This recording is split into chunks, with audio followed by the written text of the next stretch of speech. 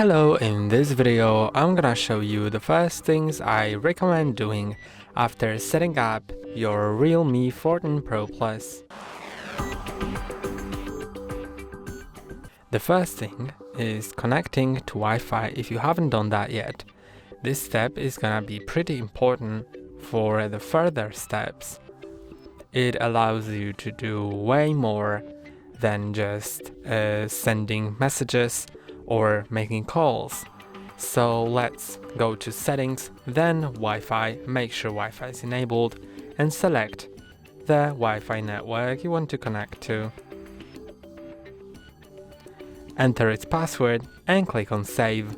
Now you can go back, and then the next thing, which is gonna be also pretty important, is going to system and update in settings. Go to software update, and now it'll check for available updates.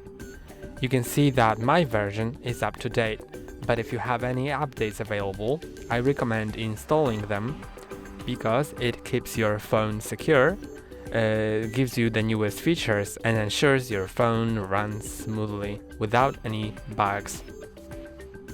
I'm gonna go back and go to the next step, which is signing in to Google account if you haven't done that yet. Of course, this can be skipped, but this is gonna be important to use the Play Store from which you can install different apps, and also to use other Google features and services. So go to users and accounts in settings.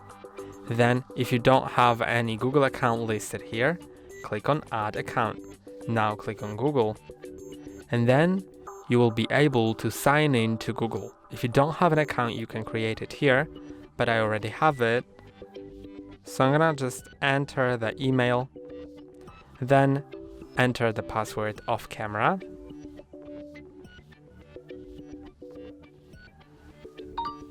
And click on next. Then select who will be using this device.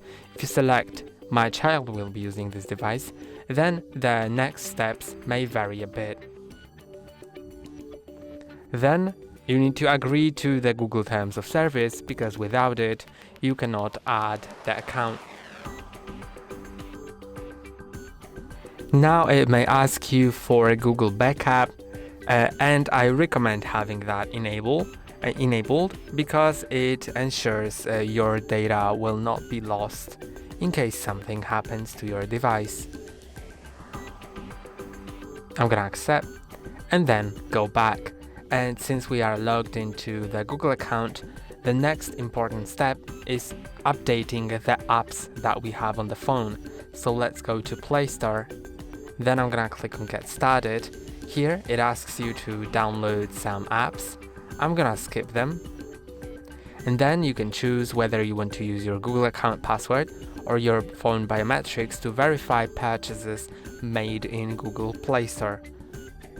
Okay, I know it has crashed, and that's because the app Play Store is updating itself. So let's try opening it again, and I'm gonna select use passwords because I don't have biometrics set up yet. I'm gonna show you later how to set up your screen lock as well as biometrics. So I'm gonna enter my Google account password.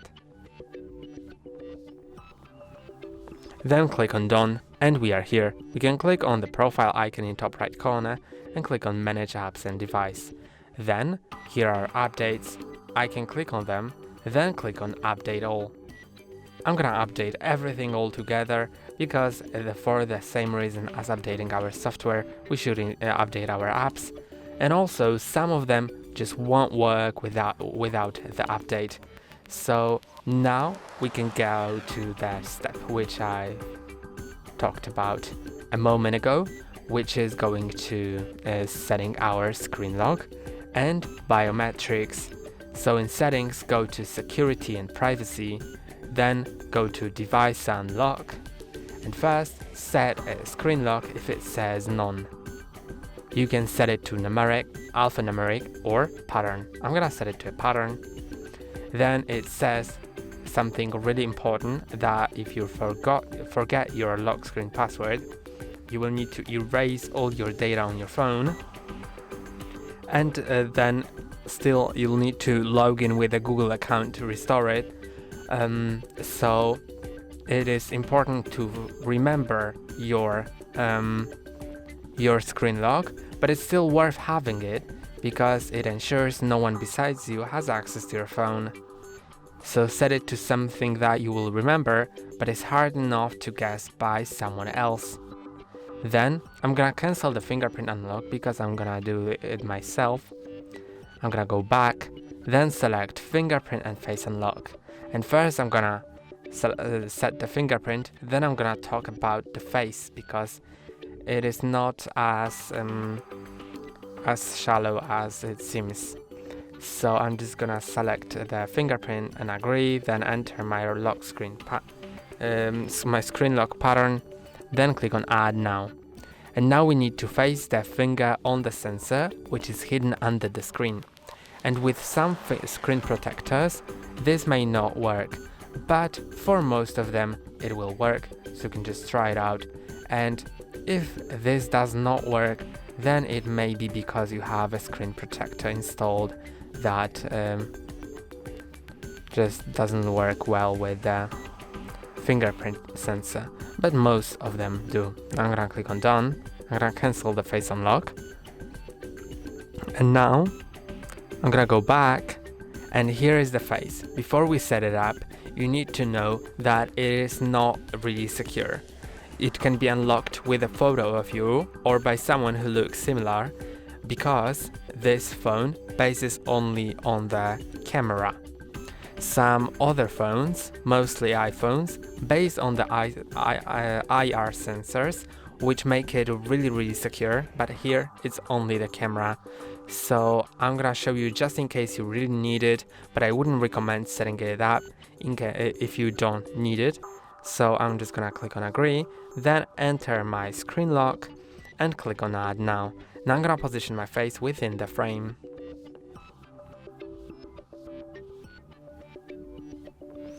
Then the face is added and we can click on done.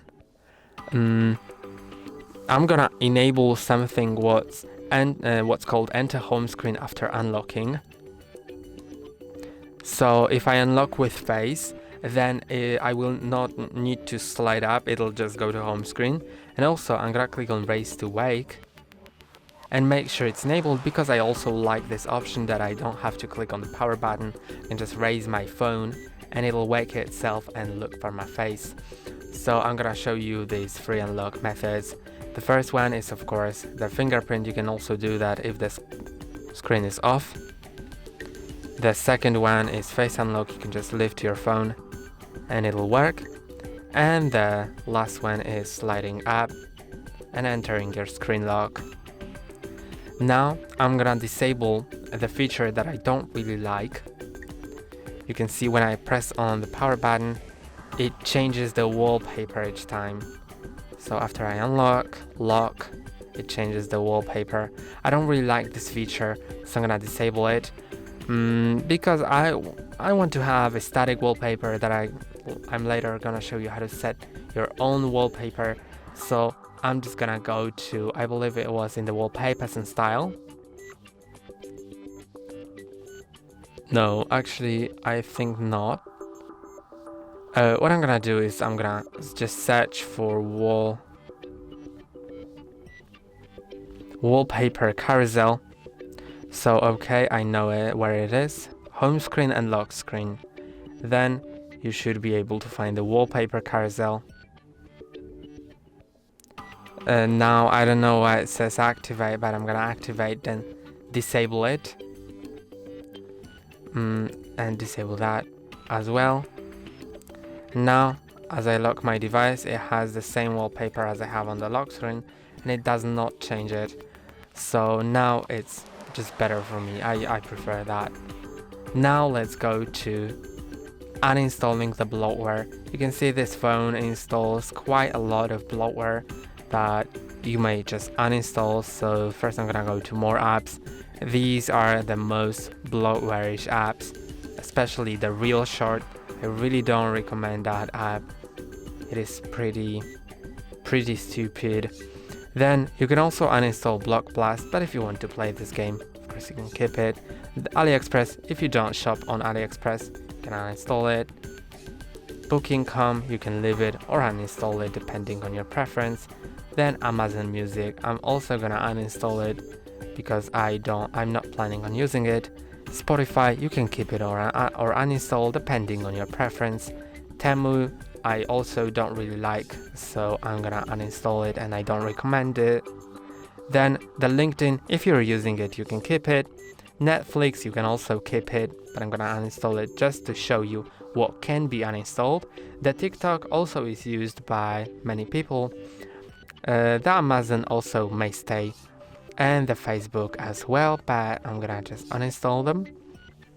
And then the featured ones are ones provided by your by Realme, but what I'm gonna do with them, I'm gonna press and hold on them, then move them out of that folder and put them in tools, because I don't need two separate folders for that. So I'm gonna leave it all in tools, and you can see it just takes less space. And then here are the system apps. So this is the Gemini, your AI assistant. Then the Google Lens, which you can open to take a photo of something, and it'll recognize it. I'm just gonna show you just so you know what Google Lens is, because it's really useful and comes in handy.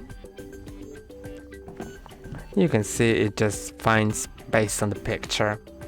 So now let's go to the next step, which is installing apps that you find important.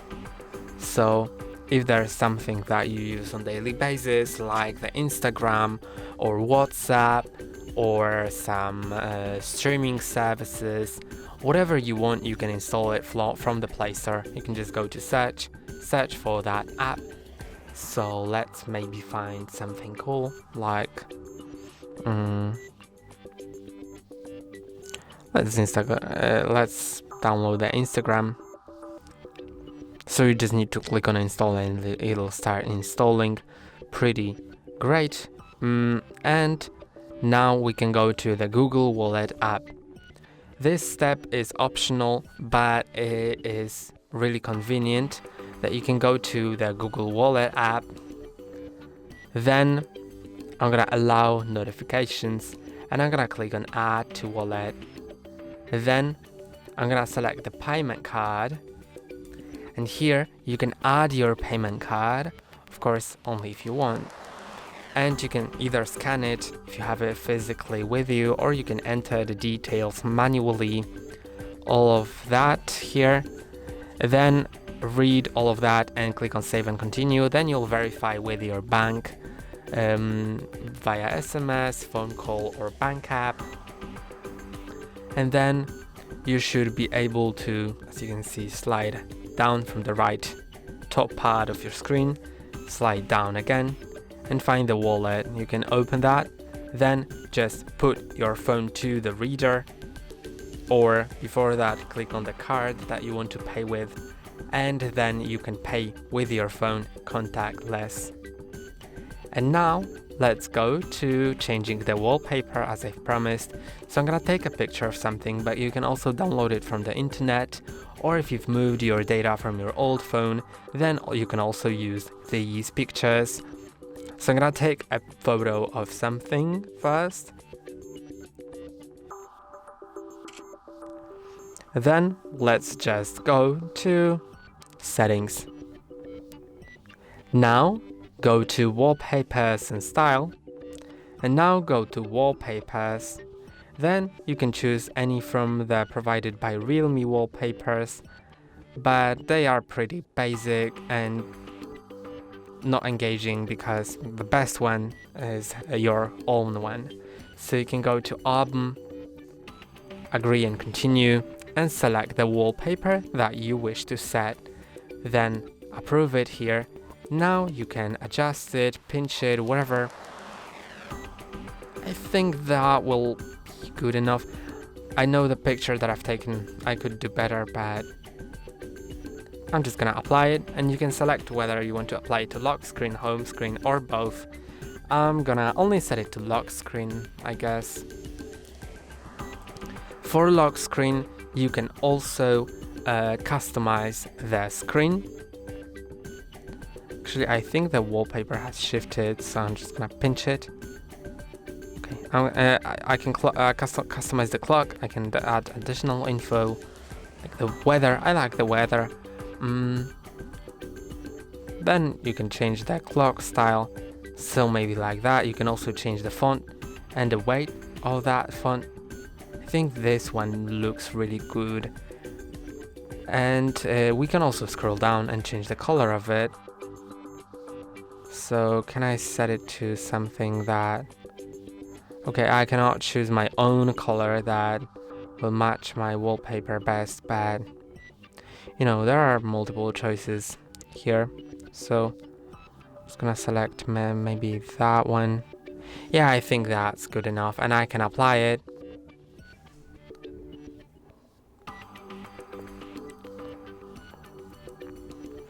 You can apply the colors from the wallpaper to your system. I'm gonna do that because I like it a lot. So you can here for the system choose wallpaper colors, and you can, for example, set elegant, fresh, active, bright, or whatever. I'm gonna choose maybe featured colors because I think they look a bit better.